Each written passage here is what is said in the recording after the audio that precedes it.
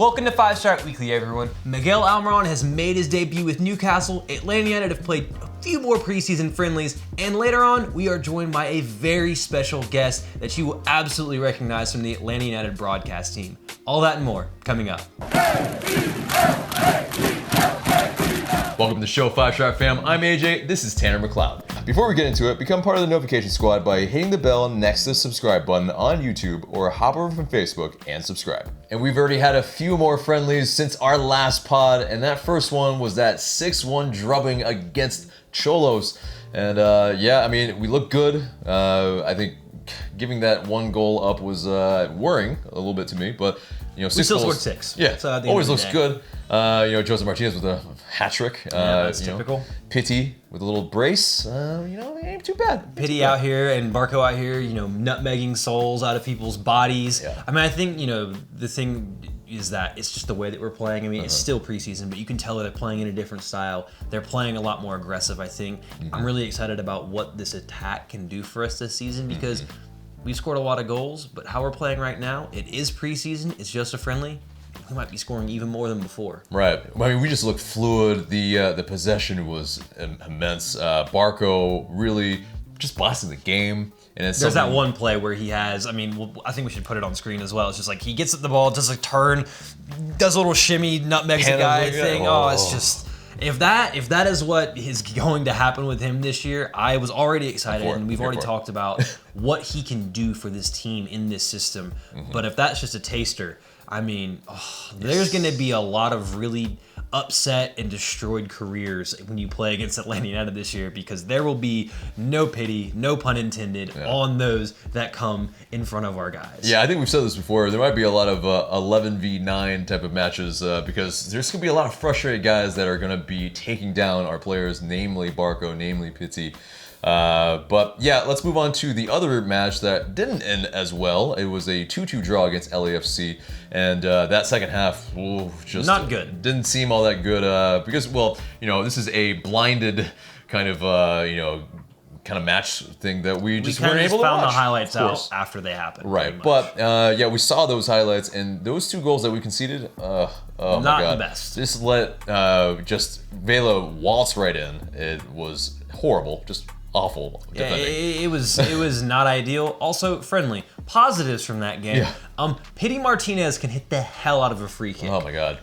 So yeah, I mean, beautiful. And Barco, he can already hit them. He didn't have a lot of opportunities last season, but you have a right footer and a left footer who can both hit them. Everyone knows that, you know, Kratz is the man on free kicks, but you kind of already have that on the pitch now, which just adds another dimension to Atlanta United's attack where these guys who will be drawing fouls, teams have to know they cannot foul them in and around the 18-yard box because, well, they can just put it in the back of the net off of a set piece. Yeah. So that's just another level to Atlanta's attack that teams really didn't want to see us add. No, definitely not. But yeah, we'll move on from those friendlies. And also, yes, there is one more against LA Galaxy on Wednesday. You'll probably be watching this maybe as it's happening or it's already happened. But and that's at 3 p.m. Eastern time. But and I think that's also not a match that we can watch again. Then, you know, it is what it is. It's in preparation for Herediano. As long as we show up against Herediano and take care of business, I will not care. Yeah. But yeah, some quotes from training camp. Let's get into some of that. Myles Robinson feels more comfortable with this staff. He's playing a whole heck of a lot more, yeah, that's for certain. He's getting you know, the selected in that starting 11 in the middle of that back 3. That's good stuff. That, I mean, you know, I think it bodes well for his future because yeah, he was that first round pick. That, yeah, I mean, I think we should see him live up to his promise. But he said it helps how Frank de Boer and his staff have faith and confidence in me. I've felt that from day one, so that's always encouraging. When you have a coaching staff that has faith in you, you will automatically play better, more confident. That's how I've been playing. Potential shots at Tata Martino? Potential shots, I think. Yeah, I mean, it's one of those where, you know, he was left out a lot of matches, but he also started playing in some of the more crucial matches, notably the away, I think, Red Bulls match in the playoffs, and you know, I think pretty critical games down the stretch. So I think he was always good that stuff. late sub you kind of expected to see brought on, and it's like, oh, he'll be brought on. Didn't work out against FC Dallas. Let's not talk about that Dallas game. In the end, didn't matter because we won MLS Cup. But I think he's a player who I think everyone sees the athletic ability and the potential there. And De Boer, he's making strides. He's just an incredible coach of young talent. So if he was to have a coach that could help him develop his game and take that next step and become a very solid center back, whether it be here at Atlanta United or even eventually maybe moving on, as every player's goal is, to a bigger and better team outside of this league, this is the perfect coach for him to do that. When you play for Frank de Boer, the sky's the limit. Whatever you put into your work, whatever you put into training, you'll get out of it. So I think for players like that, for players like him, he knows he's going to get his opportunity, and he's working with, a world-class center back who can teach him a thing or two as well. Right. And we'll kind of go through these other ones without actually reading the quotes, but Brek Shea pretty much talks about how he loves playing with Barco, with Joseph, with PT because of just those 1-2s, the style in which they play. Like, he's been missing that at the previous teams that he's played at. I mean, look where he's played before here. Exactly. You have a Vancouver, and then that team in Florida. Yeah. So, a very defensive type of minded team. So, this is a breath of fresh air for him. And I think, we might see a big season from Brek Shea. I'd love to see him score a winner at that team in Florida in their house, because let's be honest, everyone would really enjoy that, especially Will Johnson. Oh, yeah. But Joseph Martinez also talked about his relationship with Miguel Almiron, that it's a little bit different than his relationship with PT. Because, they haven't really had that much time together, really, but he still, PT is finding him on the pitch already. And, he's, had 6 goals and 3 assists or whatever it is. 2 assists, maybe? But, either way, he's bossing this preseason. Yeah, it's Joseph Martinez. He was getting good service before. He'll continue to get good service from PD Martinez. I think everyone's hoping for the Martinez brothers because, there'd be a lot of Mario shirts with them kind of subbed in instead. Let's be honest, the memes and GIFs are already creating themselves. Right. But, he talks about how Miguel Almiron was like a brother to him. But, now he's playing with an incredibly talented player in PT Martinez, who is going to offer him a different type of service and a different type of player. And honestly, it might suit him even more to his play style, because PT is going to draw even more defenders because of how he plays. And he's going to be even better in those tight spaces or in those games that are a little bit slower, where speed isn't necessarily the most important factor. He can play slow and still absolutely take teams apart and still get the ball to Joseph. So, is it hard to say or hard to believe that Joseph may score even more goals than last season? Yeah, he's that poaching type of striker as well, and so he might feast a lot on one of those maybe long shots that PT has during the match. Well, he has a freaking rocket of a leg, so I don't see many keepers in MLS being able to hold on the ball if he hits it on target. Right. Maybe it might deflect or something, and then that's where Joseph can really, feast on all of that. But speaking of Miggy, though, it was a very interesting little situation that it was kind of post all of the transfer saga, but Darren Eales really mentioned he's weighed in finally. Yeah, he's weighed in finally. We're all, I think, waiting on Miguel Almiron. Maybe he doesn't really need to. I don't think he needs to say anything. If he says anything, he either makes it look bad on him, the fans, or anything that comes from him might strain his relationship. Let's just go with his agent is a waste man, and he's awesome. Right. But Darren Eales did mention how, pretty much the negotiations were hard between Atlanta United and Newcastle United.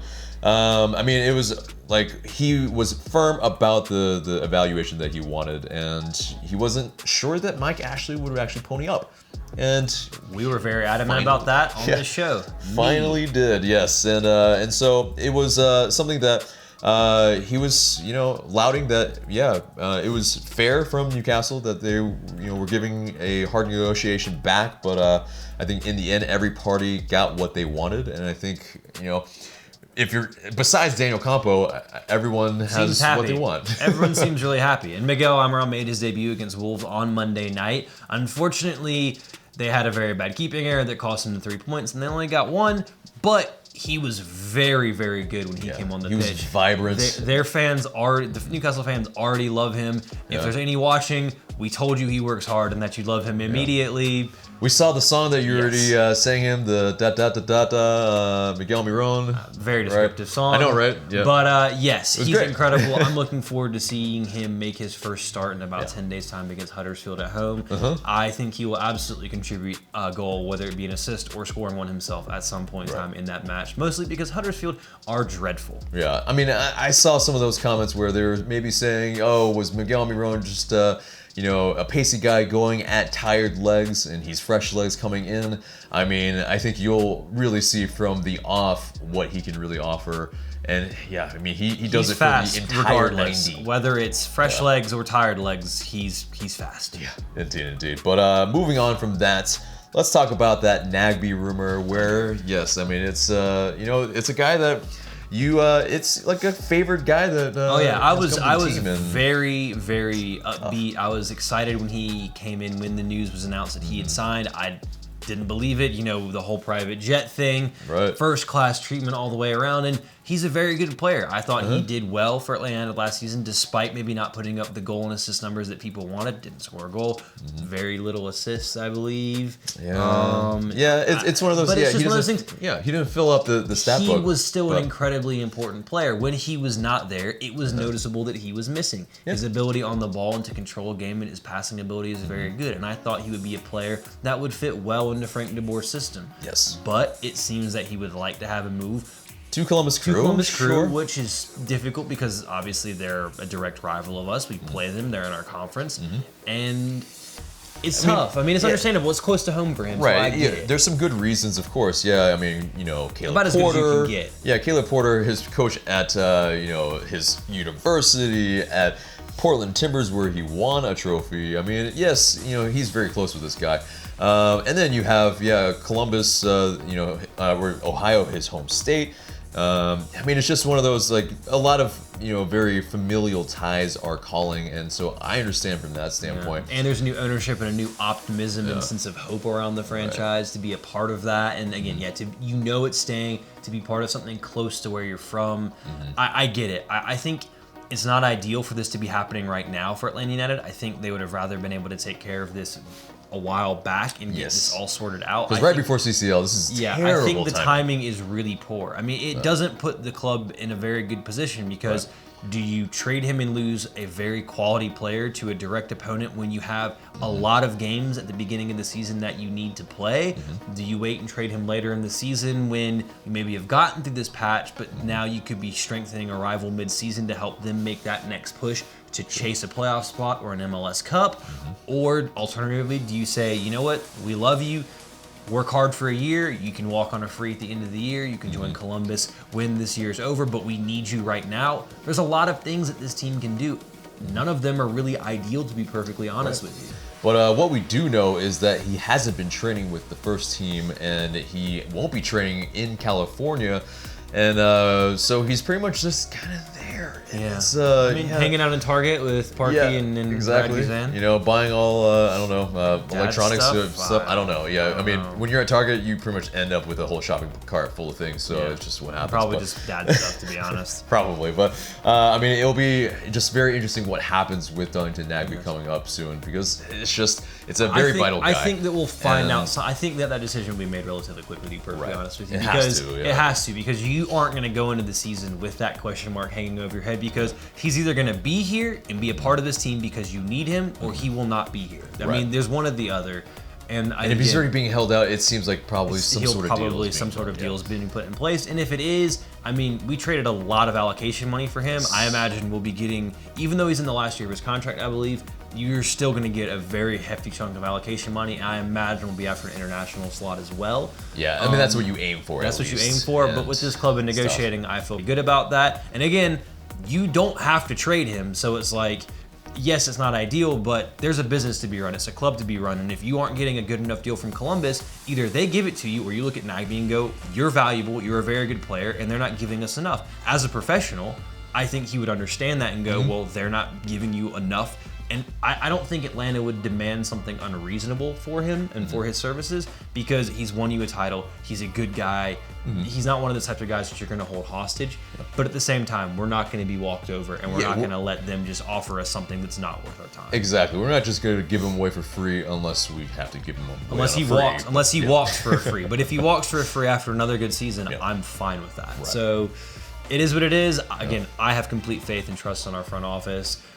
But we'll see. I mean, I think our gut feeling is he's probably going to go. But speaking on players who have gone. Yes, it is Chris McCann, and he has been waived by the team. And I think rumor is that he has caught on with DC United. Yep. Yeah, and that's interesting. Oh, he has caught on with DC United. In fact, he has, according to our stat man. And so, perfect timing there. That I mean, it's a guy. Yes, a lot of the fan base were not super high on, of course, but he did a job when a lot of guys were out. We pretty much went through our entire depth of left backs, and he was almost a kind of a revelation at left back. I think we have to recognize, and so he kind of saved our season a little bit, even if there were those lumps, because it wasn't his actual natural position.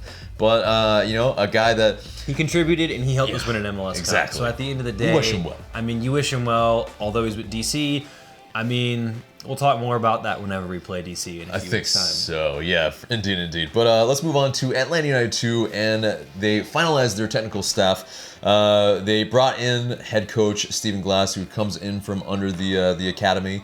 And, I mean, he brought in Henry Apollo and Ricardo Oliveira.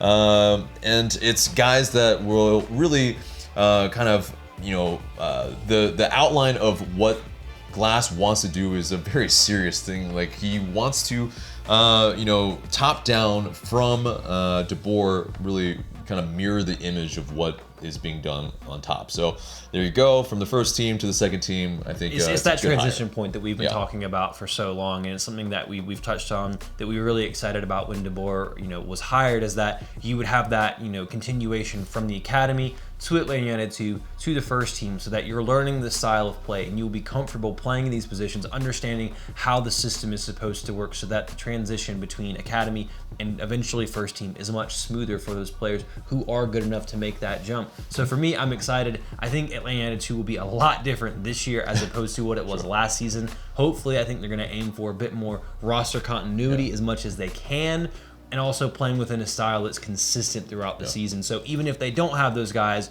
they'll be playing academy guys in those same roles, still be getting those minutes. So they might not win a lot of games still, but you know how they want to play, and the education part of it is very important, and I think they'll still be getting that. Right. And speaking of that education, a big part of just Georgia soccer, Tony Annan has been inducted into the Georgia Soccer Hall of Fame. Congratulations, well deserved. I mean, he brought up guys through Georgia United, the guys like Andrew Carlton, George Bello, Chris Goslin. And I mean, it's just one of those guys. Not much more is need to be said. It's a guy that, is a big part of Atlanta United history. So on those a little bit more quicker talking points, guys, we might be getting an Atlanta United license plate. Ooh. It's officially been put in. I think, has it been passed or it's been it's been legislation? It's been introduced. So I think all of us would like that, and there would be a lot of them on the road. I know I would be going down to get one, regardless of how much it costs. Although it's probably a lot with how things go with cars here. Right. But I'd still be getting one as soon as I could to put it on the back. Yeah. Although whether or not it comes with a star, who knows? We hope so. But I think you saw the likes of Atlanta United Unleashed put out a kind of mock one, what they would put FKOS SC. Yeah, there we go.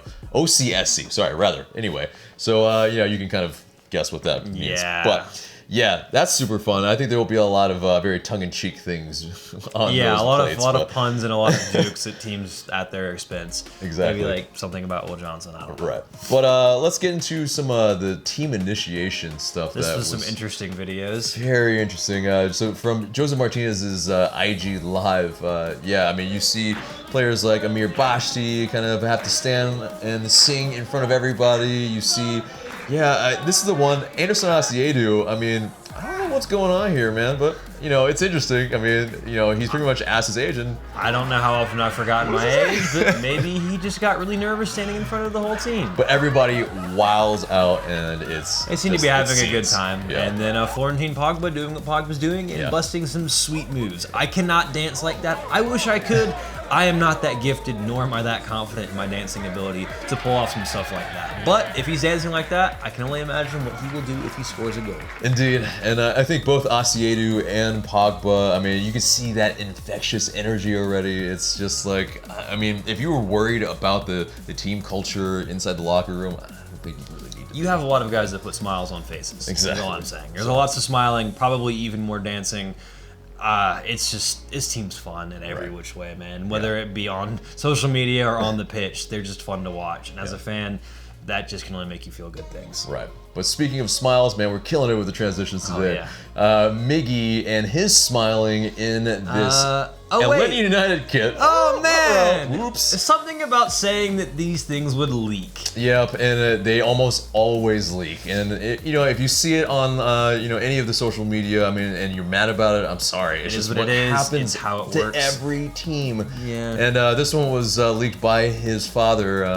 So it is what it is. But I think it looks good on Miggy. Yeah, it does look good on Miggy. It would have looked 5 stripes on have always looked good on Miggy. Yeah, so. or however many stripes it is at this point in time. Exactly. Those things kind of crazy. I think they even went on sale briefly in like an Adidas outlet or something. Some moron put them on sale there. They probably got a verbal lashing, I would imagine. But we will all be able to get our hands on them starting this week because we know the kit launch is on Friday. So guys, we hope to see you at that. He won't be there, but me and the rest of the, most of the Atlanta United Fan TV crew will be. So we are looking to see you there on Friday. Indeed. It'll be my birthday, but, say hi to these guys in my steed, and, definitely we'll be there to cover it all for you guys. And up next, we'll be joined by a familiar face from the Atlanta United broadcasting world. He's known as the soccer historian of Atlanta. He's the host of the great podcast, Soccer Down Here. And he's the color analyst of 92.9 for Atlanta United broadcasts. It's the incomparable Jason Longshore. Thanks for joining us. Hola, what's up? Yeah. How are you doing? Good. Getting ready for the season. Getting ready for 7 games potentially in the first month. It's gonna be doing a lot of homework, getting up early, staying up late, studying up on Herediano, studying up on DC, Cincinnati, who we haven't even seen yet. So it's a lot of stuff. Right, and especially Greg Garza, who's already in FC Cincinnati kit. It's very weird to see already. A little odd. Yeah. But and he's like leading all the social media charge. It's just it's really bizarre for me. But I'm still hoping he's just not fit for that game against Atlanta. Right. Yeah, it seems like he probably will be. It's going to be one of those things. But, I think a lot of us were very, very, we're glad to see Miggy make his debut against the Wolves for Newcastle United on Monday. And I think you were able to watch that match. What did you think of his performance? It looked like he was trying to make an impression. I mean, that's for sure. It looked like he was trying to do about 57 different things all at once, which he's capable of doing sometimes. And we know that spark that he brings to a game.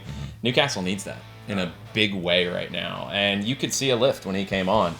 I think the fans fell in love with him immediately. I think you could see that in their reaction in a lot of fan channels and everything. I know that Jay was retweeting a bunch of stuff about I think it was Toon something. Yeah, the Toon Network. The Toon Network, yeah. And that guy was talking about how immediately Miggy's coming on, he's shouting at players, telling them to mark up. He doesn't even speak English, but he's already telling people where to go, demanding the ball, saying where he wants the ball. I mean, as soon as he gets fouled, we know he's going to go down, and the guy's probably going to get booked because that's just what we're used to seeing. Right. But like you said, they need him, and he has to start in their next match against Huddersfield at home. I mean, that's a match for him. Just with how bad Huddersfield are, that's a perfect match for him to really get that first start, get his feet wet, and I really expect him to contribute goals for them right off the bat when he starts. Yeah, I don't know about goals, but I think he'll contribute 2 goals if he's not scored them himself. I mean, he's got another Venezuelan forward to build a connection with in Rondon. I think that'll be a good partnership.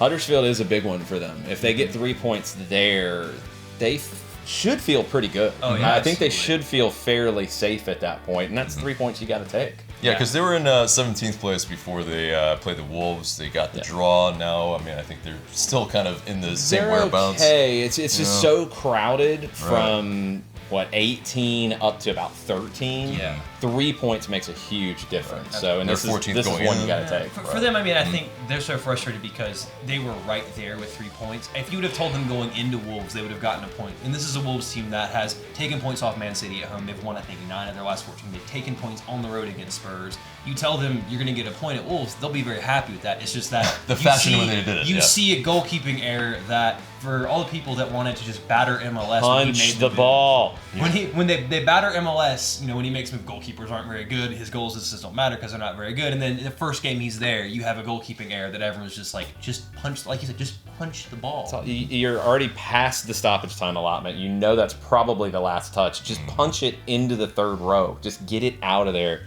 The thing I watched this game, I mean, I've watched a good bit of the Premier League this year. People say like, oh, MLS players, there's going to be such a big difference. It's going to be such a big adjustment. It wasn't. Yeah. I mean, Miguel Almiron looked like one of the best players on the field yesterday. Yeah, absolutely. In his limited time, he looked like the player that we saw here in Atlanta. It's not as big of a jump as people make it out to be.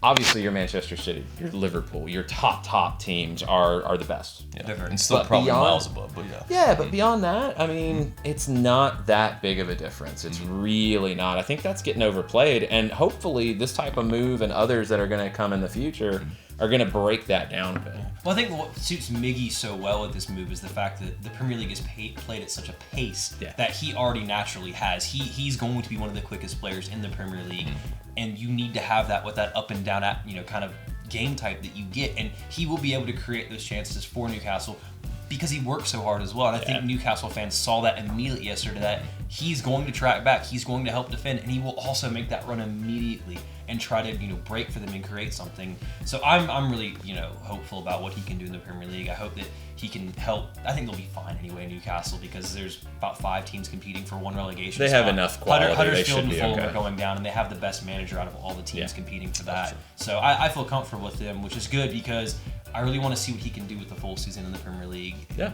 Again, his pace is fine. The physicality part, he won't really be going in the middle of the park where you have a guy like maybe like a Pogba, me being a United fan, or a Matic, big guys that patrol the middle of the park and really get into those small guys. He's not going to do that. He's smart enough. He's going to get into those spaces where he knows he can operate. We saw him in MLS go against big guys, and he's not afraid of that. I think, like you say, he's smart enough to deal with it. He's smart enough to draw them in, and he's quicker than anybody in the league. I think he could be the fastest player in the league. What I think is interesting, you hit on a good point. So Almirón's a perfect fit for the Premier League with his pace, and a lot of people wondered about it because of the size, but it's the pace. He can play at that pace. I wonder about the next guys who might potentially go to Europe, like a Pity Martinez, like an Ezequiel Barco. They're not the same type of player. They're not Premier League guys. They could be. I'm not as sure of that, though. I think Pity Martinez is a player with the quality, he can play anywhere he wants, but he's a little more suited to a different league, maybe. A La Liga type player or a Serie A type. Yeah, I think those are 2 easy ones. I think Miguel would have been outstanding in Serie A as well. Absolutely. I think tactically, I agree. I think tactically, he would have been a perfect fit for Serie A. I think pace, he would have been a good fit for Germany as well. But England's where the money is. Absolutely. I think a guy like Barco and Pity, you want to see how they handle the physicality here in MLS. If they can transcend MLS like Miguel did. And then where's the money going to be for them, and where's the right fit going to be? So do you think having been, especially for an Ezequiel Barco, who had so much, honestly I'd say more pressure than a Pity Martinez because he was younger, he hadn't really accomplished as much. Yes, he was first. Yes, he won the Copa Sudamericana. He was first. Having trained with Miguel and seeing that, and now seeing Miguel make that transition, by being around him, do you think that makes it a little bit easier for them to understand what they have to do to get to that level? Yeah, absolutely. I think Barco came here for this opportunity, and I'm pretty sure because everything that I heard off the field last year was that Miguel really took Barco under his wing and really looked out for him a lot. And we saw a lot of the Instagram and social media posts with Joseph doing the same. Right. It's all about bringing him in. And now, I would be pretty sure that Miguel and Ezequiel had a pretty long conversation before Miguel went to England. And I think you're seeing it. What we saw in that match against Cholos, you're seeing a different level of Barco right now. That turn he put on where he it wasn't just a turn, it was 3 moves. The moves he I was almost laughing when we got the replay of it. And it's like, he does this. Then he does this. Then he nutmegs this guy. And unfortunately, it's like the grainiest video possible of just like probably the best play in that match, and it's just I mean, let's get into that match where you're able to call it, and I mean, it's one of those. Yes, it's a very kind of shiny scoreline, 6-1, looks good. But I mean, it's one of those. Like, should we glean too much from this type of match, or is it something that we should just kind of write it off? Like, okay, that was a good performance against a kind of very young side where there's triple digits in numbers, and and it's a friendly.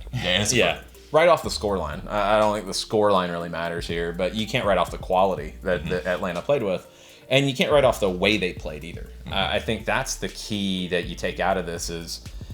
It's different. It's not dramatically different. It's not some complete reinvention of what Atlanta United's going to look like. It is that evolution, not revolution, that was talked about when DeBoer was hired. But 3-4-3 and the way they played it is a little different, and it's going to put more pressure on certain aspects of the way Atlanta plays. I think you're going to have to see a Myles Robinson step up, and he was in the middle of the three in the back. It's very surprising. I found that very interesting. Well, it's different. I mean, you think back to the last team that probably a lot of people saw play 3-4-3 at this type of level, and you're talking Chelsea under Antonio Conte when they won the league. They played a very similar type of shape to what Atlanta did against Xolos. And that's no guarantee Atlanta plays that all season. Right. It could be something they use against certain teams, but to see the center of the three center backs be the player that you would probably say is the weakest on the ball is different. Usually that is your guy like a Franz Beckenbauer who's going to step into midfield as needed. The way De Boer played it with LGP and Parkhurst on either side, both of them could go, and either one could go at the same time. Yeah. And that makes it even more difficult for the opposition to deal with. Then you have Myles operating as a sweeper in a different kind of way with his athleticism. It was. I mean, he had a couple great plays. It was really interesting the way that part broke down, and then to see Remedi and Lorenowitz in front of them, just two central midfielders by themselves most of the time, and your front three are completely free. Outside of Joseph's going to stay central. Front three, do what you want. Right. Go figure it out, and you're going to have help with your wing backs coming up. It's really difficult to deal with when it's hitting on all cylinders, but if you turn the ball over when your wingbacks go, you're going to have a lot of 4-on-3s, 3-on-2s. So it's going to be different, but fun. I think something that's interesting is with Robinson playing in that central role and seeing Parkhurst on the right, is that possibly a position where you could see him begin to get phased out a little bit when, say, an Escobar is fit? Because, like you're speaking of, when the ball is lost, Parkhurst has a notable lack of pace. He makes up for his lack of pace with his intelligence, his positioning, and just knowing where to be. In that role on the right side of a back three, he will be put into that space more, kind of like we saw with Lorenowitz last year. Is that a position you could see him not playing as many minutes and Escobar maybe stepping into that role and kind of seeing that phase out of Parkhurst begin? It's possible. I mean, the questions, you look at center back right now, and you're talking LGP, I think, is going to play as much as he can. Robinson's going to play a good bit this year, I would think. You have Parkhurst. You have Escobar. Is he going to play in the middle or is he going to play on the right? You have Florentine Pogba as well. Where's he going to factor in? We don't really know yet. So how do the minutes get divided up? I don't know. Let's just talk about that first 7 games. And this is assuming you get past Herediano. You're talking about 7 games from February 21st to March 17th. You're going to be playing, 2 games a week. That's somewhat September, October 2017. Yeah, absolutely. Time the Ben site nonsense. Right? Absolutely. We've shown we could do it, so and you're going to want to do that by, one, controlling possession, because that's going to be a hallmark of this team going forward, but you're going to have to rotate guys. And what's your first choice in the Concacaf matches, and who's going to play in the MLS matches? The MLS matches, I think, are a good way to get Pogba up to speed, because he hasn't played competitively since last May. Right. So you need to ease him in. You don't have to rush that. He can get those minutes in MLS in those early games when you give LGP a night off. Right. So the rotation's going to be interesting. I think Parkhurst plays a good bit, and I think he plays in the big moments, because I think he's still that guy. But yeah, I think there could be a little more rotation for him, whether it's Escobar coming in or Robinson playing in that spot. I think Robinson was a guy that I watched with the twos last year play both the middle and on the right side of a 3, and he was comfortable doing both. Much better on the ball than he was at the beginning of last season. Speaking of that rotation, looking at the squad as it stands now, do you feel there's a particular area of the squad that may struggle to cope with the rotation, where we might not have enough depth, that you might have to have players play a bit more because we just don't have as much depth in that area, that we'll kind of see hit a bit harder when those matches are coming, quick and fast? The right side defensively right now, because of Escobar's injury. When is he going to be ready to get back into the field? Because right now it's Julian Gressel. Right. If you're playing either a line of 4 or 3 with a wing back, it's Julian as that position right now. I think John Gallagher is a guy who can play some minutes for you in MLS to start with. Mm-hmm. I think he's capable of doing more. I was really impressed with him as a wing back with the Twos last year. Yeah. Which was a lucky find. Well, he was a forward to start. And then you literally go into a game, because the Twos, you have a small number of guys signed to contracts. You're bringing up academy guys. Mm-hmm. And you're bringing guys down from the first team. And the Salzizo injury made it difficult to get anybody over on the right side for the Twos. Mm-hmm. You had, I think, Nathaniel McDonald from the academy, who played a little bit, but he was injured at one point. And you went into a game and you had nobody to play on the right side. And I talked to Scott Donnelly about it, and he said he had a conversation with John and said, do you want to give this a go? And John was up for it. And it was one of those weeks where they had like a weekend game, a Wednesday, a weekend game. So it was going to be the same group for a few games. And it went well. Yeah. And then it went better the next time, and it went better the next time. Mm-hmm. And Scott said that the front office, Tata and Carlos, sat down and they all talked about it and said, we want to see more of this. Keep him there. Mm-hmm. Let's play him there. And I think he's going to play himself into more time with the first team in that spot this year, especially early. Would a player like Gordon Wild see some more time too? Because, we saw in that reserve game, it was Gallagher in the back, and then it was Gordon Wild as that right wing back. Will we, do you think? It's possible. I think Dion Pereira is another possibility. You're going to see some differences in the way this plays out. And let's think about the way Pep Guardiola plays like 3-4-3 when he does it. Mm-hmm. Against weaker opponents where he can control a game, he's more likely to play a winger in a defensive role, because it gives you another player who can play. So we even saw that recently, going as extreme as playing Fernandinho against Arsenal as a center back, because he felt so comfortable with his team in possession that he's like, I can play an auxiliary midfielder. And it's kind of how we see Jeff Lorenz play under Tata, where he would slip back into a back 3 when in possession. He felt comfortable playing a guy there that might not have been his position, but he knew he was going to be so much better than the other teams. And if possession is your thing, you want another guy who can play in that role. And you're going to be able to dominate possession. They're not going to have to defend as much. Cincinnati is a prime example of that. You're playing them potentially in the middle of 2 games against Monterrey. Mm-hmm. You're going to want to rotate your whole thing. So that's a game where you could see what we saw in that reserve game, where maybe it's Gallagher or Bello or both, or Ambrose as center backs in that. Mm-hmm. And then you see, a Gordon Wild or a Dion Pereira as a right wing back, because you feel like this is a game we can do this. This is a game that we have a better squad than they do. Well, if Watson's playing, though, I fear for the back line, though. If on set pieces, yeah, exactly. So, I hope it's not like I think 5'8" but see, Gallagher, then you have Pogba. Yeah. Then you have Pogba to come in and match up with Watson. That'll be a fun one to watch. Oh, gosh. For sure. Dion Pereira is actually a very interesting topic. I just want to touch on him briefly, because I think he's a player that pretty much no one really knows anything about, or where he will fit in with this team because of his age. Is he going to be a guy that will play mostly at ATL UTD this year, or is he someone that we can expect to see a decent amount of minutes with the first team? Because he is a very young guy, which kind of fits the mold, but he's not really the traditional, South American, this is what we expect. He's a former, Watford Youth Player of the Year, has a couple matches in the Premier League, and now he's here. It's not really a move that we've seen happen before. So what are we going to expect from him? Where's he going to play? And what kind of, contributions would we think? Or is it more of a, he's a player for the future, we don't expect a lot now? I think he's going to have an opportunity early, and it'll depend on what he does with it. I think in those early games with so much match congestion, I think he's going to get a chance to play some.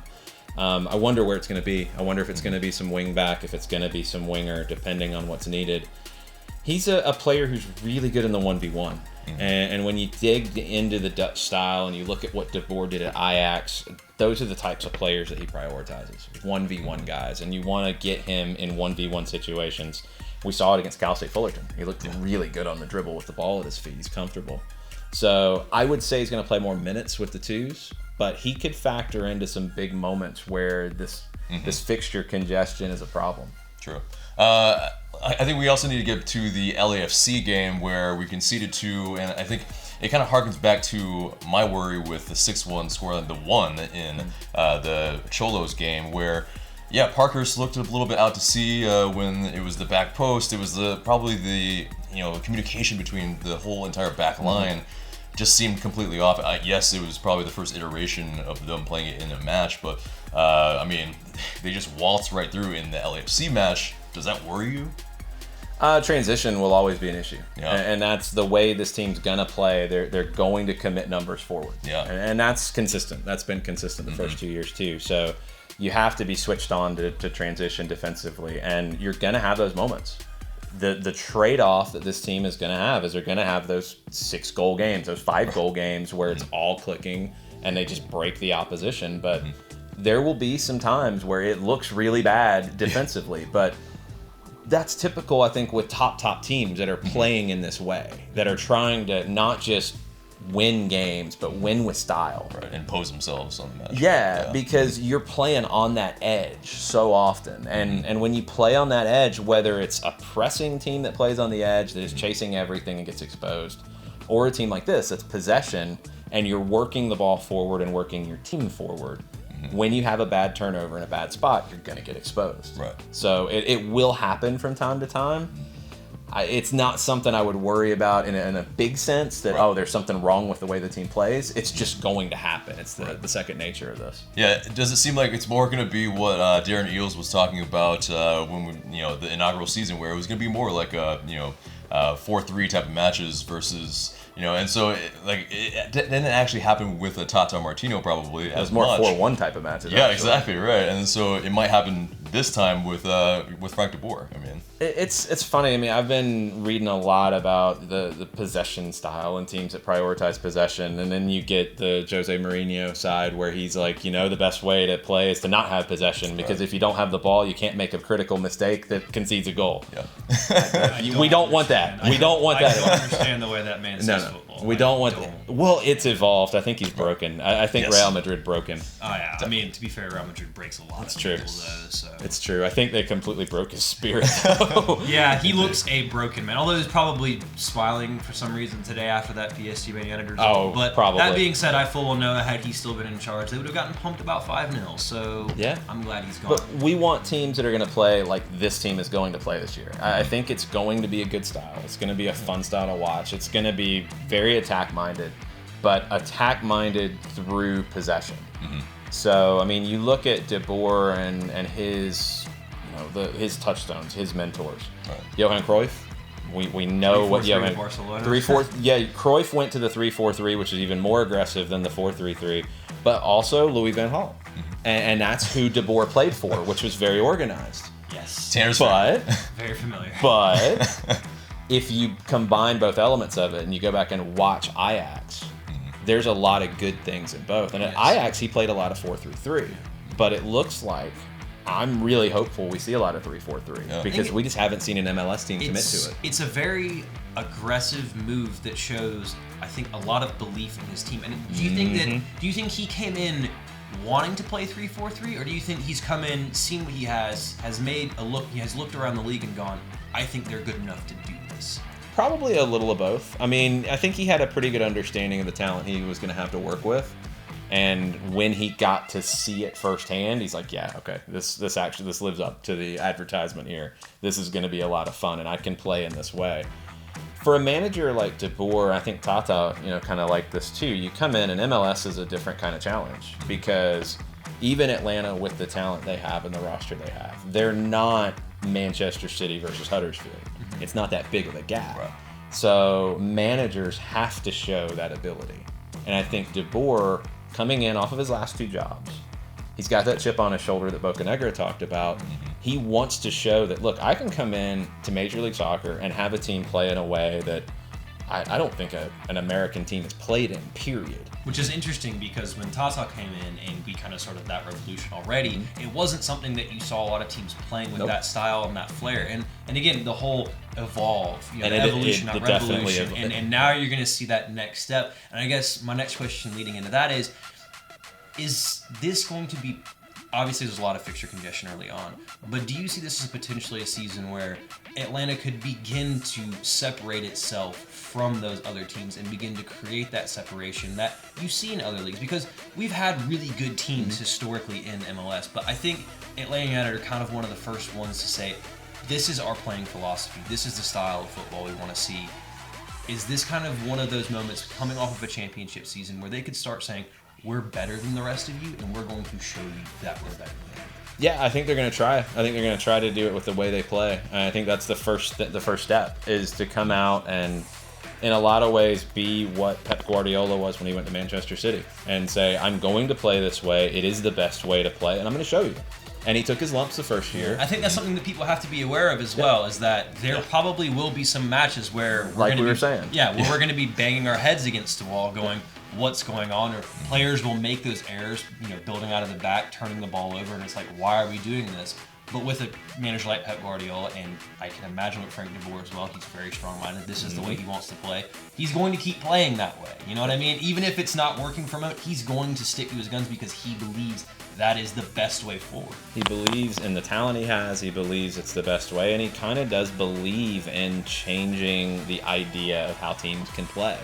I think he wanted to do that at Crystal Palace. He didn't get the opportunity to. The backing either. I think he wanted to at Inter. He didn't get the opportunity to. The backing either. Yeah. He did at Ajax because he came into Ajax when they were in a down spell, and he took them to 4 straight titles, which nobody's done. They haven't won a title since he left. Right. So he's shown that ability, and I think here he comes in to a good team, and he can take them to another level. Right. It's really exciting when you look at it because it's going, as much as we talked about Tata changing the way Atlanta United played and the way that MLS teams play, Tata evolved over his 2 years. You went from a team that pressed a lot early to a team that sat and tried to control possession where that was the right play. Otherwise, it was sit and we're going to defend and we're going to be scrappy. The way they won the way they lifted the trophy was very different than the way they started in 2017. Definitely. That evolution was really interesting. But last year, wanting to control more possession, that leads right into this year, where I think you're shooting for 60% possession every match. Yeah. An interesting part of his time at Ajax, the last year in Inter and Crystal Palace, is him bringing on an Orlando Trustful as his right-hand man. Unfortunately, the spells of and the kind of record that you see, is there a correlation between Orlando Trustful and maybe I don't know, I don't want to say it too bad, but maybe a slight slide in terms of the form of his teams, or do you think it's an aberration? I think it's just a bad coincidence. Yeah. I think you bring him in because he's a guy with time in your academy at Ajax. He's a guy that has the same footballing philosophy as De Boer, so he's a good fit.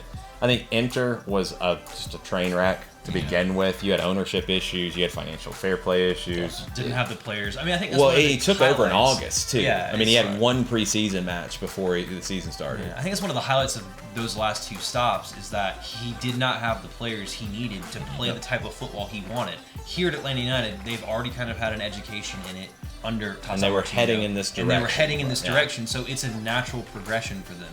So, kind of touching on natural progressions, getting into what we can really expect from this season, there's a lot of competitions. And we've seen MLS teams really struggle. Toronto last season, same squad they won MLS Cup with, struggle and never fully recover because of how Champions League works. How do you, without putting you on the spot too much, how do you see Atlanta United dealing with all these competitions this season?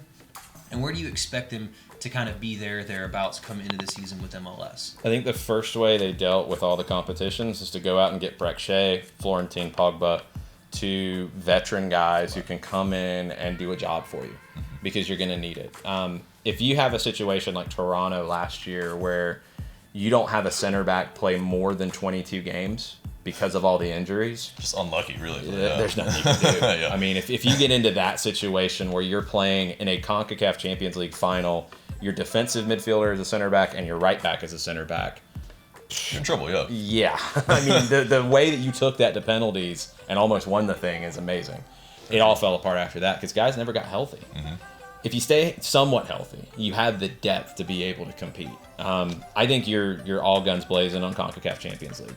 it's over at the beginning of May if you get to the final. So Supporter Shield is going to be incredibly difficult because I think you're going to sacrifice some league matches where you give a John Gallagher a game, you give a Dion Pereira a game, maybe a Chris Goslin gets a game. You're going to see some rotation in there because you're going to have to. You're going to take the lumps, yeah. You're going to take those lumps. Yeah. But then mid-season, you start to ramp back up. And you're looking at kind of the way Dominic Kinnear used to do with the Houston Dynamo. You're looking at what Seattle's done in recent years where it's all about gathering steam through the summer and into the fall where you're playing your best soccer again. Right. You have that break in June of about 23 days where it's almost like a second preseason for you. So look at the season in two halves. You want to win a trophy in CONCACAF. You want to get as many points as you can along the way in league play. Get to that June break. Take your break. Give guys rest as they need it. Also work for the second half. Get ready for that. And then you want to be the best team from June 23rd to the end of the season. Right. Yeah, I mean, we saw like teams like DC United and Portland Timbers do that, essentially. Yeah, split into halves, really. Yeah, so in terms of outlook for us, I mean, do you have any expectations of, is it, you know, we have to win CCL, we have to win at least one trophy? Like, what's your mindset? I don't think there's a trophy or bust mentality. I think the team wants to win as many trophies as they can. I don't think there's any limitation to what they want to accomplish this year. But if you tell me that at the end of the season, you're in a Concacaf Champions League final, you're in MLS Cup semis, and you're a top 3 team in the East, that's a pretty good year. And I think if you play the soccer that we're trying to play, I think people will be pretty happy. Yeah.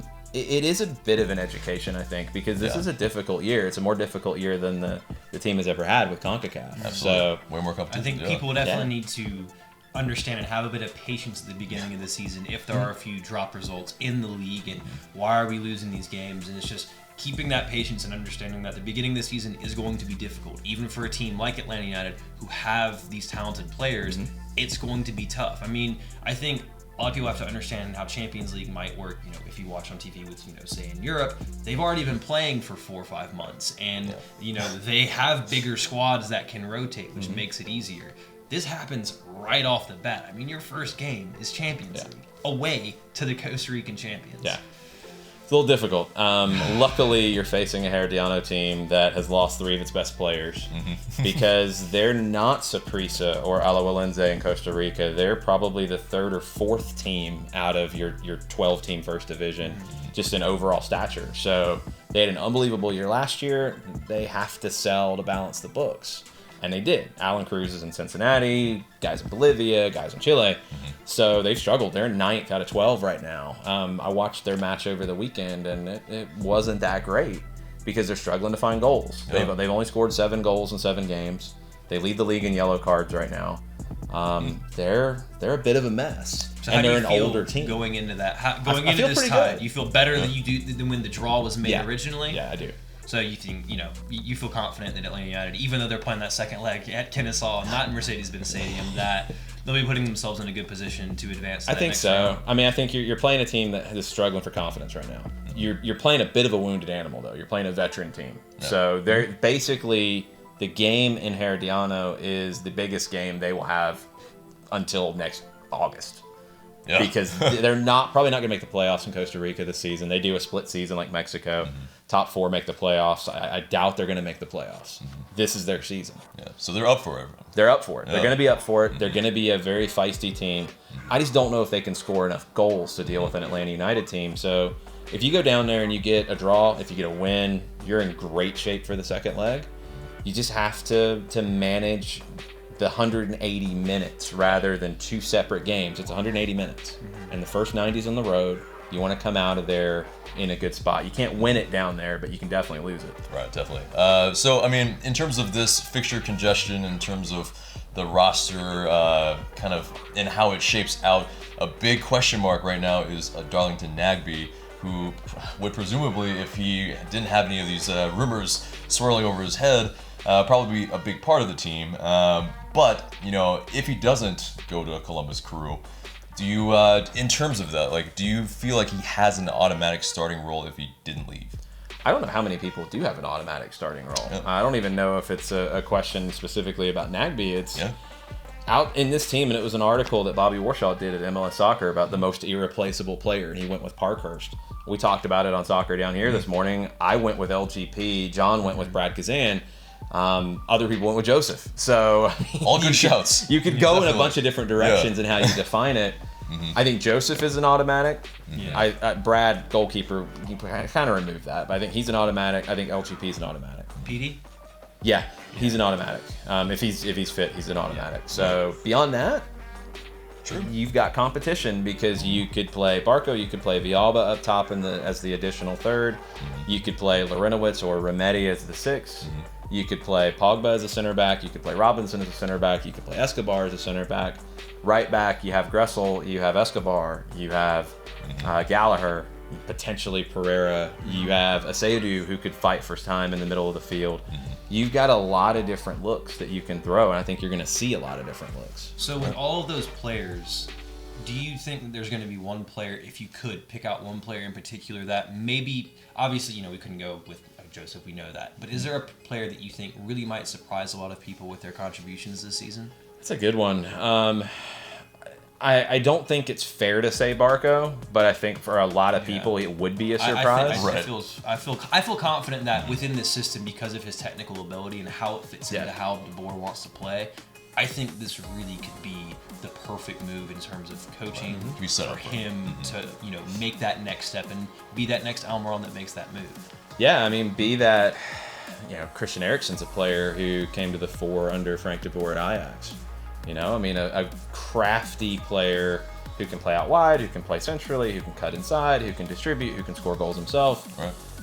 Barco didn't, become one of the hottest young prospects in the world of soccer by accident. He wasn't the focal point of a team that won Copa Sudamericana by accident. He didn't play badly last year either. When you really go back and look at the numbers and you look at the chances the guys created, he did not play badly. He had the off-the-field issues. It took him a little bit to adjust. It wasn't his team. At Independiente, everything went through him. Every time in the build-up, it was get it to Barco, let him do it. Right. Get it to him. Here, it wasn't going to be that. It was never going to be that. That's an adjustment for a young player. So I've seen a lot of people on Twitter and comments and everything suggest that if Nagbe were to move on, that potentially could see Ezequiel Barco play in a central midfield role. Do you think that's something that he is capable of due to his technical ability? Or do you think he will just be one of those players that has to play either as a 10 or on the wings? You lose a lot if you play him as an 8. I think you lose a lot of what makes him special. He could do it because he's technical enough, but I wouldn't do it. There's no way I would play him as an 8 in the 3-4-3. If you're playing with 2 midfielders and a 10, I'd play him as a 10 in a heartbeat. I think that in the old school way of thinking about a 10 and a playmaker, I think that's what he is. So would you play him as a 10 and then PT coming off either the right or the left? Well, it depends. If you're going to play a 3-5-2, I would probably look at Joseph and PT up top and Barco as the 10 behind that.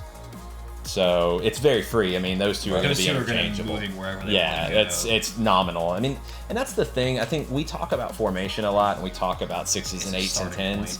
It's a starting point, and even with this one, it's going to be like, don't worry about shape. Don't get caught up. And he's a right side, he's a left side. He's just, they're going to play.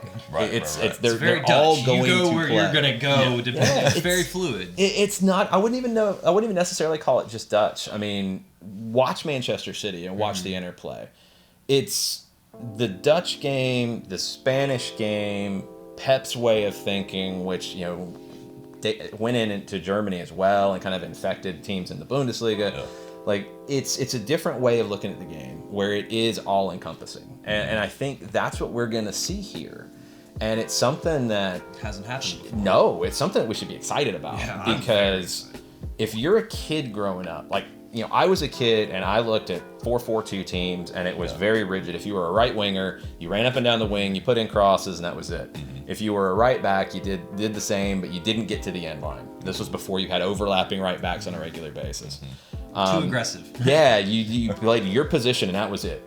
Now, if you're a kid growing up and you're watching this team and you watch a guy like Barco drop deep into the midfield, pick the ball up, dribble, you watch him get in and stuck into a tackle. You watch a guy have to play every aspect of the game. That's that's exciting because our next generation is going to be so much better. So, without being maybe potentially overly dramatic, what do you see as the potential impact of Atlanta United playing the way that it's playing, making these changes to bring this new philosophy and this new style of play to the MLS, to America in a way that we haven't seen before? Do you see that as a potential knock-on effect for not just Atlanta, but as a league as a whole? Or is it just going to be one of those things where, it's Atlanta, they spend a lot of money, they can afford to do this, or is it what Pep did? He came in, said, center backs are going out, we're playing out of the back, and now everyone's trying to play out of the back. I hope it's not, Atlanta has all the money and they're just good because they spent money. I hope that's not the mentality. I hope that American soccer starts to actually believe in itself at some point. That's what I would like to see, because there's no reason why American teams can't play that way. I remember having conversations with club owners who said, we can't play like Barcelona. We don't have players like Barcelona. We can't play that way. You're not playing against Barcelona either, first off. And the way you play is your philosophy. You can train a team to play that way if you have the right coaching and you develop the right talent and you get everybody to buy in. It's what Sarri's dealing with at Chelsea. He can't get guys to buy in. It's what De Boer struggled with at Crystal Palace. He couldn't get guys to buy in. He didn't have the backing of the club. You have that here. Right. You have the talent because you are spending some money. But you also have the facilities, everything in place to develop. And I hope that other clubs look at this and say, well, yeah, we can't go spend $15 million on Ezequiel Barco. We don't have that. But we can go spend 5, 6, 7 on a player that could return 12, 13, 14. That model's been proven now. And we can go to South America where talent comes in and translates from South America to MLS pretty quickly, pretty comfortably. And you can start to look at things differently. And you can also start to look at your young American players differently and teach them to play in this way. Look at what George Bello's going to get to experience this year. Look at what Andrew Carlson's going to get to experience this year. Look at the academy kids who are going to play through ATL UTD2, what they're going to get to experience this year.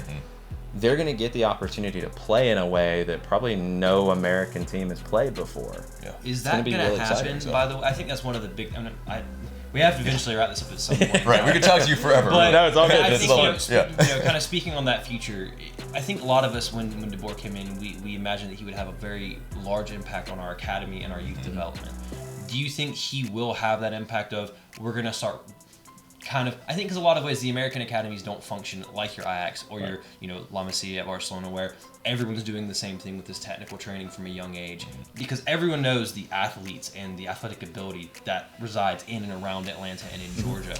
Do you see this as a way for these players to get a different footballing education in the academy, coming up, learning the style, being able to do that, and then translate that to the first team and moving on? Because that's not something that we've really had in America before, where you're producing these footballers who have been trained this way to play in this style. Is that an effect that De Boer will have on this team? Because I'm hoping that he can bring a little bit of that to Atlanta, because I think that's very important for us going forward with MLS. I think it was already headed that way. I think you have an academy now, and something we've never had in Atlanta, that is designed to produce professionals, because it's a different way of thinking. If you're an elite youth club and you're trying to produce college players, you're producing players in a different way.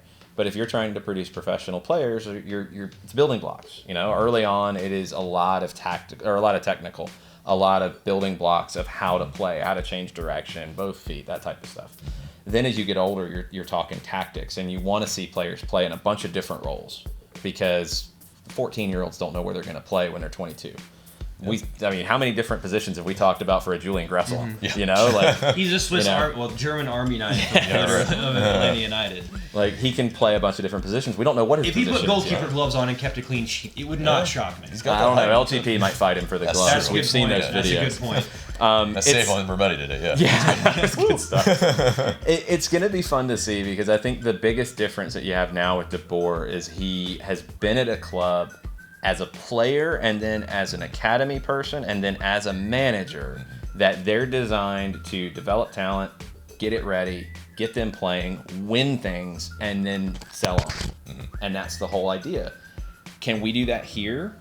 I think the fan base handled the Miguel Almiron situation pretty well. Yeah, pretty glowingly, where, most of the Premier League fans were like, who are these fans? And like, they're happy their guy like, left. What? No, we're not happy. We're happy for him. Exactly, and we're happy that this model is working. It is working because it means that we're doing things right.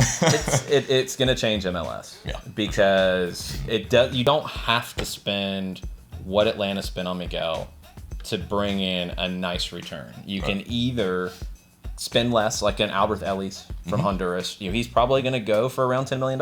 Yeah. They spent about $3 million. It's a great return.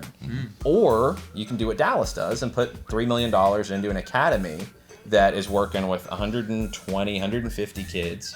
And if you sell 3, 4, 5 of them for $3, $4, $5 million, it pays for itself. That's a great return. You can do it on a bunch of different scales. You don't have to spend what Atlanta's spending to be successful and have this model. All right. So before as we're wrapping up, last question for me. All right, December 2019. Okay. How many or has Atlanta won a trophy? Yeah, I think there's a trophy this year. Which one? I don't know. Up for debate, but trophy. Yeah, I think there's a trophy. Just the way it lays out, because you have Concacaf and you're going to go everything at Concacaf. Okay, if you win that, you're still going to go for more, but it's a little bit different conversation at that point because you have a Club World Cup to think about at the end of the year, which is insane to think about. Yes. Then you have the Open Cup, which if you have a bad CONCACAF run, you might go a little harder at the Open Cup. It's going to start in that break that we talked about where you might be able to do some things and mix the squad a little bit more. So, okay, I think you could see that happen. Supporter Shield, I think, is the most difficult one, just because of the distraction early in the season with CONCACAF. But MLS Cup, this is a team that will have went through last year's playoff run, CONCACAF, and being the team everybody's looking at all season long. Right. So that pressure of the MLS Cup playoffs and one-off matches, they'll be okay for that. Doesn't mean they're going to win it, but it won't be too big for them. Right. So I think they win something. Campeones Cup is a different thing. I don't even. Yeah, exactly. It'll be fun. It'll be a lot. It'll be a great if match. we win it, it counts. But Yeah. if not, that trophy like I would not count as. Yes, it would be like that. It's a cool thing, Community but Shield. that doesn't do it. Exactly. Hey, Jose Mourinho counts the Community Yo, Shield. they did. Yeah, for the treble. Respect. Yeah, but no, for real, last question this time.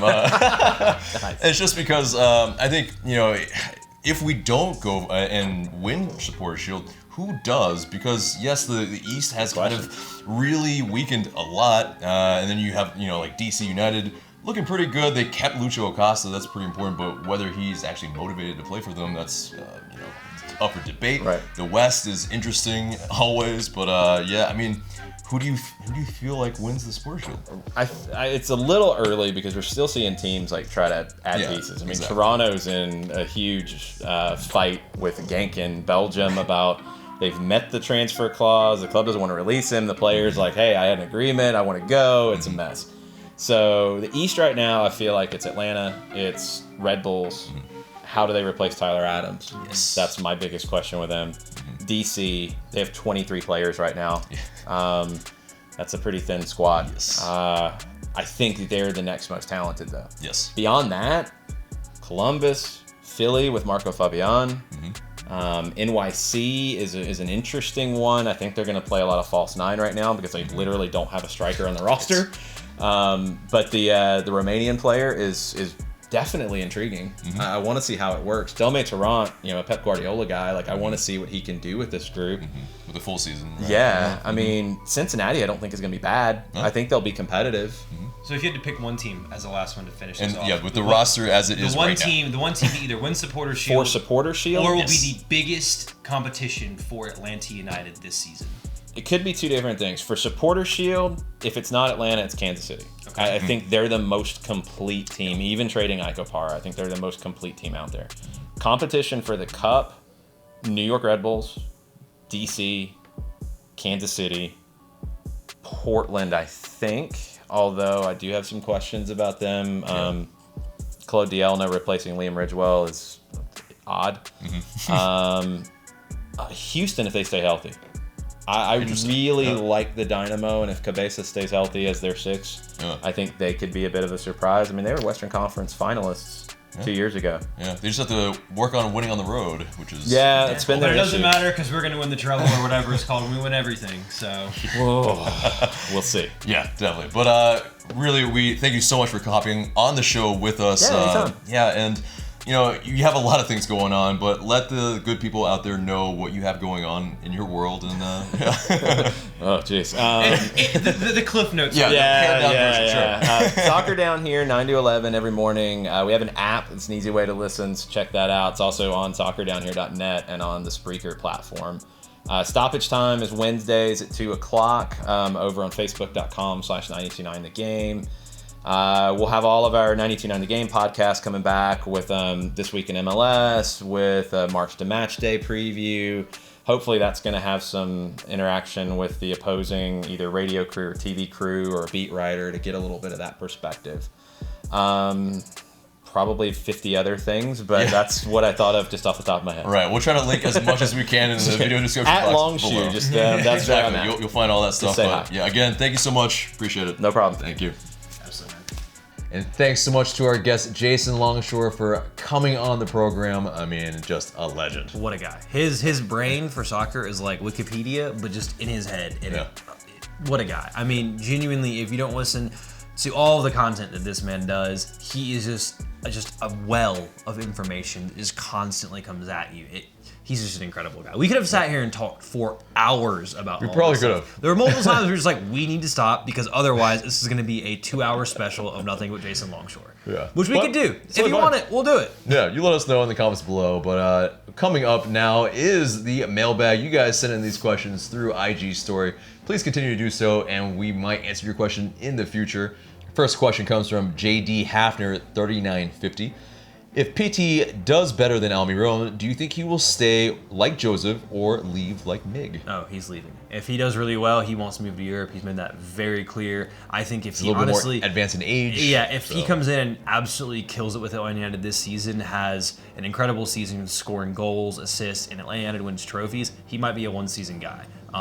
If he is, I'm not going to be upset with that because that means he came in, killed it, and we're getting a lot of money for him. So we'll see. But if he gets that opportunity, I fully expect him to leave. Right. If I would be upset at this though, if we win Champions League and like Devin's saying he leaves at summer. I mean, I don't see the club letting that happen. Yeah, I just don't see the club letting that happen, to be Yeah. perfectly honest. You don't invest that amount of money unless some team comes in and offers you something absolutely ridiculous. Right. Like we're talking over 30 million. We're talking more than what we got from Miggy. And I mean 30 million up front. I don't see it happening. I mean, he's worth that, I think, if he comes in and does some incredibly spectacular stuff. Mm-hmm. But it would have to be an offer, to take the Godfather. Too good to refuse. Yeah, too good to refuse in order for us to let him go in the summer. Yeah. Next question comes from Connor Chung 143. Who will be the unknown star of this season? I don't know. It depends on what you say unknown. Yeah, I mean, unknown kind of means coming from nothing. I think who's going to surprise you, we've kind of touched on this before. I think Ezequiel Barco is a player who I expect big things from this season. In terms of unknown, I think a Kendall Edwards, maybe. or Gallagher maybe at right back, maybe Sure, get some play time. Yeah, I mean, I guess relatively unknown there.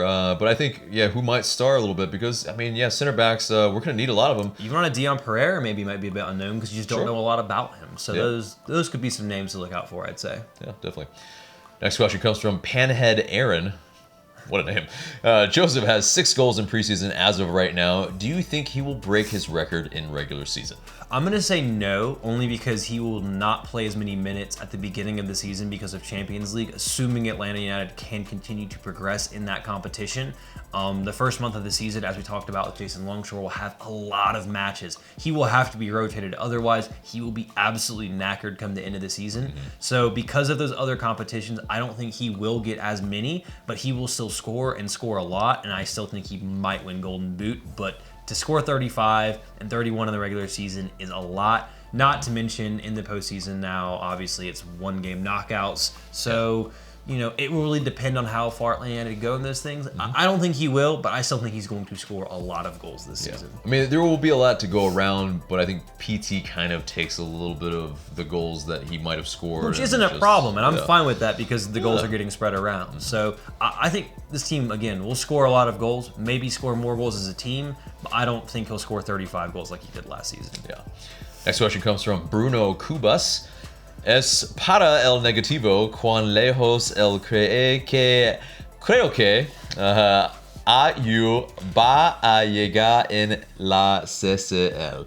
He doesn't speak Spanish. I don't speak Spanish, and I really apologize for butchering all of that. But I think the gist of that, what I got from Google Translate, was that, do we think that Atlanta United will go far in the CCL? I think it's tough. So. Yeah, I think Herediano you can never take any opponent for granted. This will be their year, basically, is this matchup with Atlanta United. This game at home will be their biggest game, like we talked about with Jason Longshore, that they have. So they're going to put everything they can. They're not playing great right now, and Atlanta United should be able to take care of business over 180 minutes against this side. The problem is that when you do, the team you see in the next round happens to be the best team in Mexico right now, in Monterrey. So that is your problem. If you get to Monterrey and you get past Monterrey, you can win the whole damn thing. Yeah, it's a brighter road. That's going to be the issue. That's going to be the test. That's going to be the real measuring stick as to where this club is. Again, assuming that they can get past Herediano, which is still not going to be a simple, straightforward task. Right. Next question comes from Jair43742. Do you think we have a squad good enough that could go unbeaten the whole season? No. Yeah, no, that's not gonna happen. Yeah, with the rotated squad, with just any sort of lumps that we'll take, I think. We didn't go perfect last year, and we had a very good year, I think, as well. You have to look at how much it takes and what it takes to go unbeaten. Even when you have incredible sides in Europe, it does not happen very often.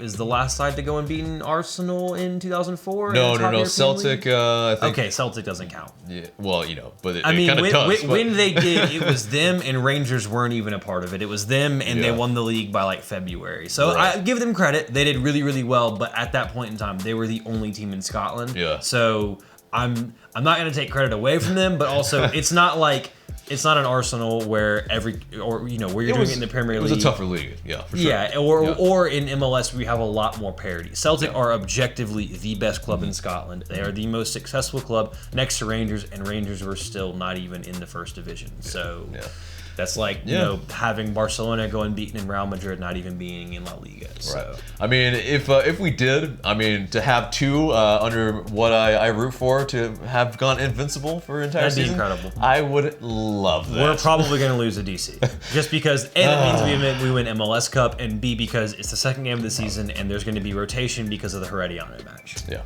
true. All right, next question comes from Carson ATL Hawks 26. With CCL starting next week, what do you guys think is the key to us winning?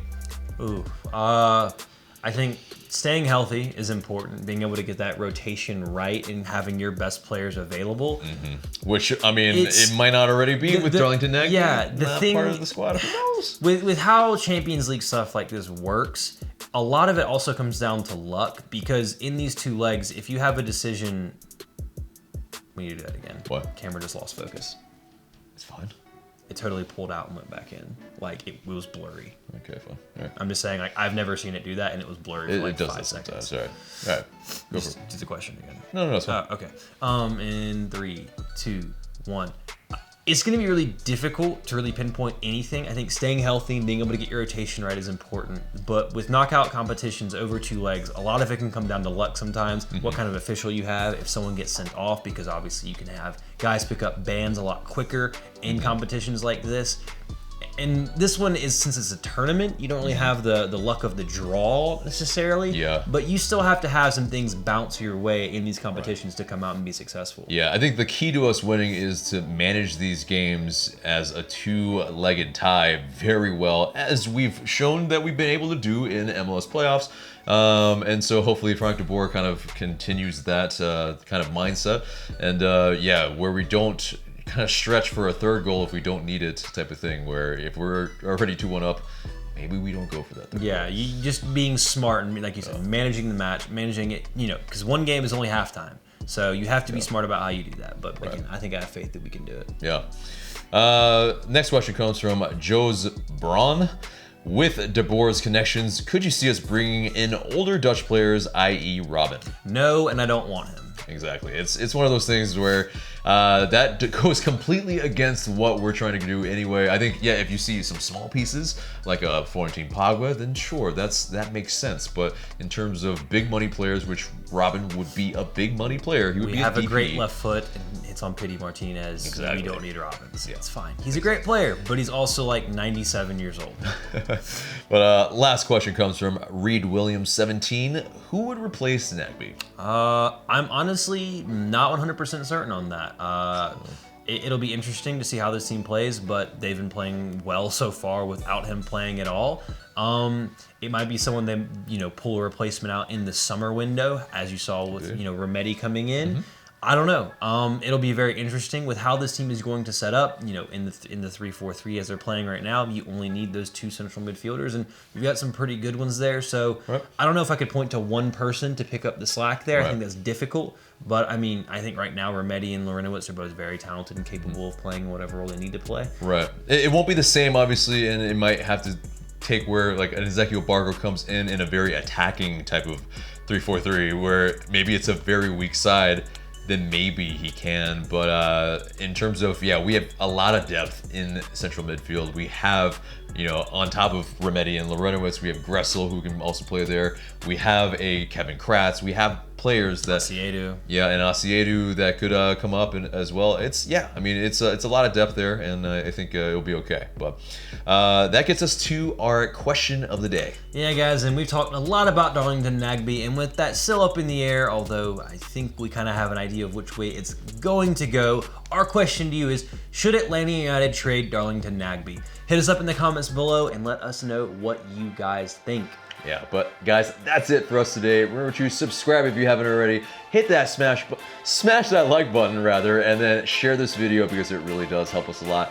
And for Tanner McLeod, I'm AJ. Thank you guys so much for watching.